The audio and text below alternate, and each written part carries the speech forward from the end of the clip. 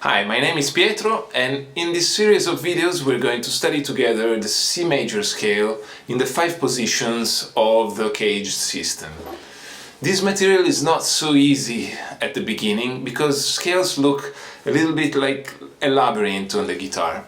So I'll show you what I think is the best point of view in order to visualize shapes on our instrument, and we're going to practice together. But first of all, I think it's really important to understand well the meaning of these positions before actually starting to play. So I'll try my best to give you a clear idea of how it works, and to make it more fun I made up this little story. There's a guitar player who wants to learn the C major scale. He borrows a keyboard from a friend and he figures out how to play the C major scale on it.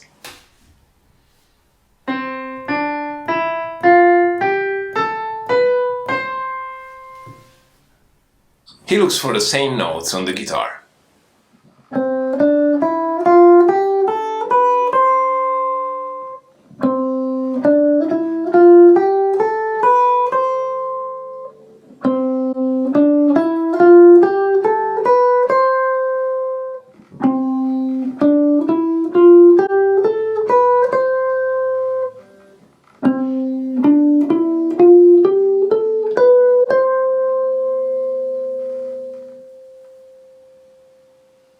It seems to be a little more complicated than on the piano, so he decides he wants to find them all and write them on a diagram.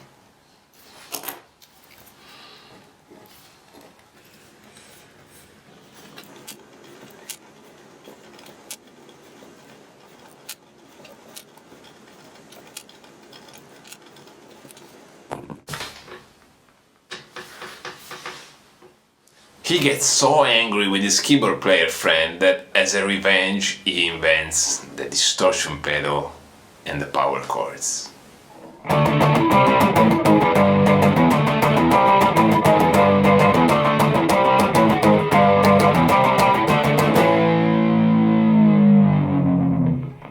Yeah, maybe that's the way rock and roll was born. But let's imagine that our friend, while he's playing his power chords, keeps thinking about the C major scale. So one day he decides to go back to that diagram again and really struggles to try to understand how to make it work, and he comes up with the idea of splitting it into parts. He finds many ways to do that, but one of the most comfortable one ends up being that of dividing that terrible diagram into 5 parts, each one covering 4 or 5 frets, like his fretting end, and each one having notes in common with the neighboring ones. So now we have these 5 boxes, all containing the same notes played in different parts of the fretboard. This is the CAGED system, and what we need to do is we need to memorize the shape and the fingering of each one of these boxes and practice them in order to be able to later use them to improvise and try to make solos. We're not going to memorize the names of the notes by now, but one really important thing we have to memorize is instead the position of the root notes inside of each diagram.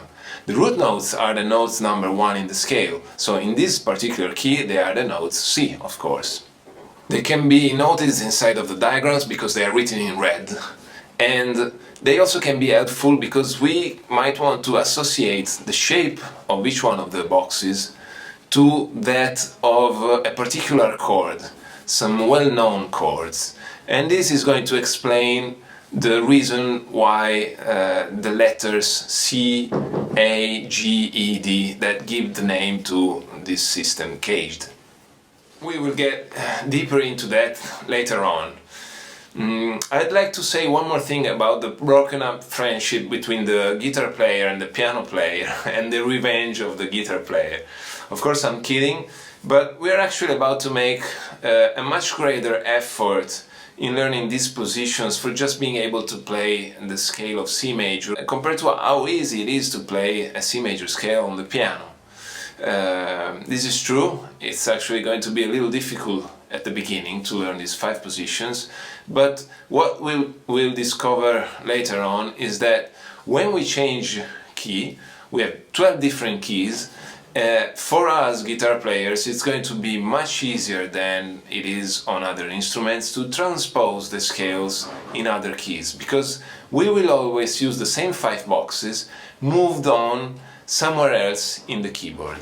And the key thing that will help us doing that is, again, knowing very well the positions of the roots inside of the diagrams.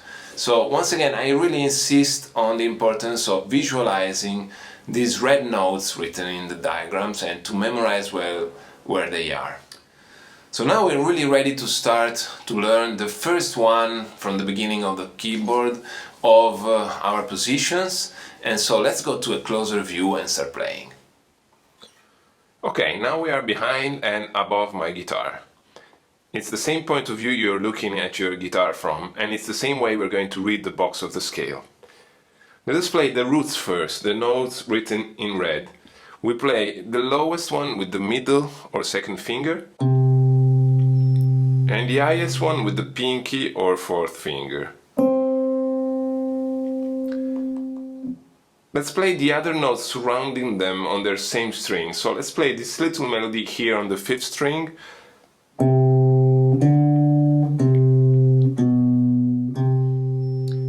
And this other melody here on the 3rd string.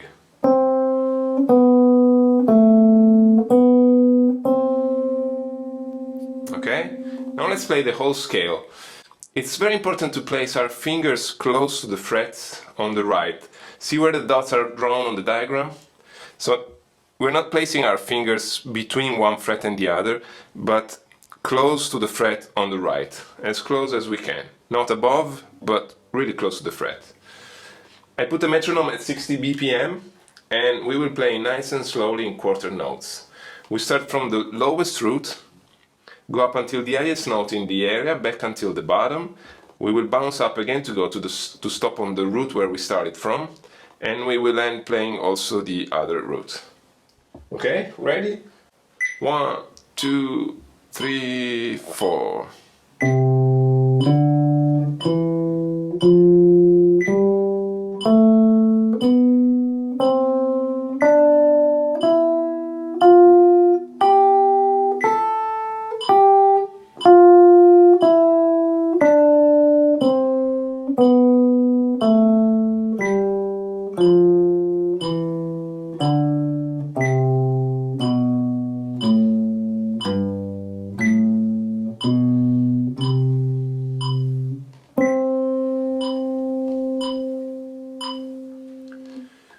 Notice that if we play a C major chord around these 2 roots, we have this chord position inside of the box of the scale. We can also play until the 1st string. And if we put a capo where my index finger is now in this moment, so at the 3rd fret, you see where the bar is, I put a capo here, and this chord, with it played as an A, it becomes like this. So as an A in open position. And this is the reason why this box is associated with the name A in the CAGED system. Okay, very good. So before we move on to the following part, you might want to review this previous part and make sure that you really memorized completely the position. So play it slowly as many times as you need, and then we can continue and we can start to play it a little faster. This time we will use with the same tempo, but we will play 8 notes. And to change things a little bit, we can start from the bottom of the scale, go until the top, the highest note, back to the bottom, but at the end we want to stop on the root notes again. This time you will see my guitar from the front, and you might even want to try not to look at yours, but to look at the video while we're playing. Another important thing, start to try to use the alternate picking while playing 8 notes. So make sure you always pick down, up, down, up, down, up, etc. Ready? 1, 2, 3, 4.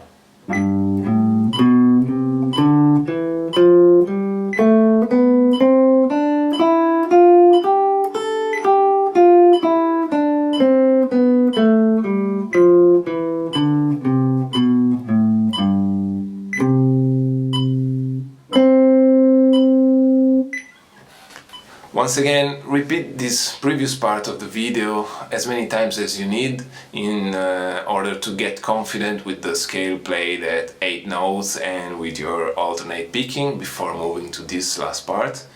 In this last part we're going to try to play the scale at 16th notes, always on the same 60 BPM tempo. And to add another little variation, we can try to start the scale from the highest note this time, go to the lowest one and back to the highest one.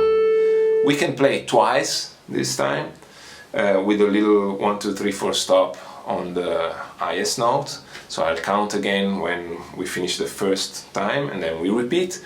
At the end we want to stop on the roots again in order to keep reviewing them and listening to how they sound inside of the scale. So ready? 1, 2, 3, 4.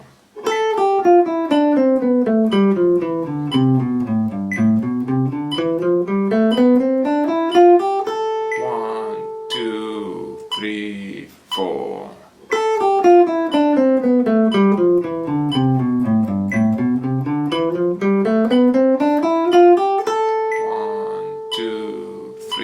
And the roots.